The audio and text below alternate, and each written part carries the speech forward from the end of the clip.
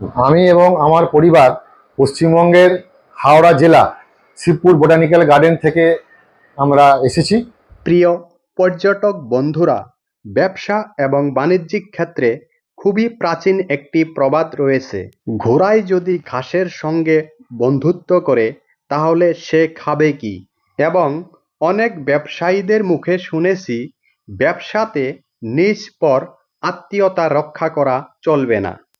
কিন্তু সুদীর্ঘ ২০ বছর থেকে নর্থ ইস্টের আসাম, মেঘালয়, অরুণাচল প্রদেশ, নাগাল্যান্ড, মিজোরাম ইত্যাদি রাজ্যতে ভারতবর্ষের বিভিন্ন রাজ্য থেকে ঘুরতে আসা পর্যটকদের আসামের গুয়াহাটি শহর থেকে বিভিন্ন প্রকারের ট্যুরিস্ট ট্যাক্সি সেবা প্রদানের মাধ্যমে ব্যবসা সম্বন্ধীয় আমার যে অভিজ্ঞতা রয়েছে তারই এক উদাহরণস্বরূপে আজকের এই ভিডিওটি আপনাদের জন্য আমি প্রস্তুত করলাম। নমস্কার। নমস্কার।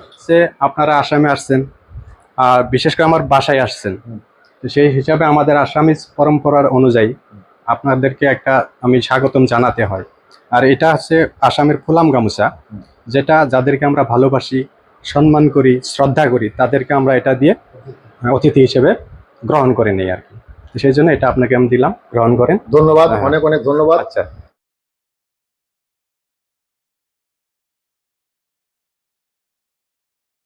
যারা আমাদের পশ্চিমবঙ্গের টুরিস্ট ভাইয়েরা, আপনারা সবসময় আমাকে জিজ্ঞেস করেন একটা কথাতে যে আমাদের ইউটিউব চ্যানেলটা বা টোটাল বিজনেসটা ফেক নাকি জেনুইন, এরকম অনেক কোয়েশন আপনারা করেন। তো আজকে আপনাদের সামনে আমার ঘরে এসেছে, সুদূর কলকাতা থেকে, তিনার অ্যাড্রেস তিনি বলবেন, এখান থেকে তাওয়াং যাবে।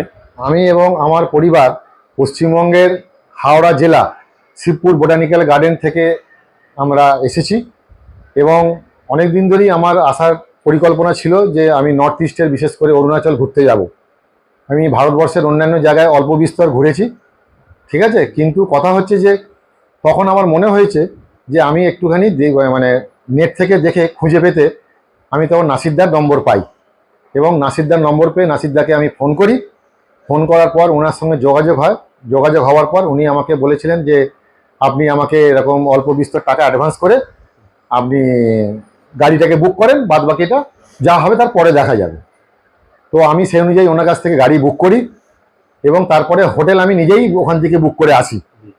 কিন্তু যেটা আমার মানে অত দূর থেকে বুক করার পরেও আমি নাসিরদা আমাকে ওনার বাড়িতে আতিথেয়তা মানে অতিথি হিসেবে আপ্যায়ন করেছেন এবং আমি এখানে এসে খুব আপ্লুত, খুব অভিভূত। উনি যেভাবে আমাদেরকে সকলে, আমার পরিবারকে, আমি, আমার স্ত্রী, আমার দুটো বাচ্চা মেয়ে মাইনার, তাদেরকে নিয়ে আমি এখানে এসেছি। আমার আসতে কোনো রকম দ্বিধা দ্বন্দ্ব কোনো জায়গায় কিছু হয়নি। আমি এসে এত সুন্দর আতিথেয়তা আপ্যায়ন পেয়েছি যে ভাষায় প্রকাশ করা যাবে না, ঠিক আছে। এবং আমি পশ্চিমবঙ্গবাসী যারা আসতে চান ওনার মারফত দিয়ে বা এমনিও আসতে চান, তারা নির্দ্বিধে আসতে পারেন।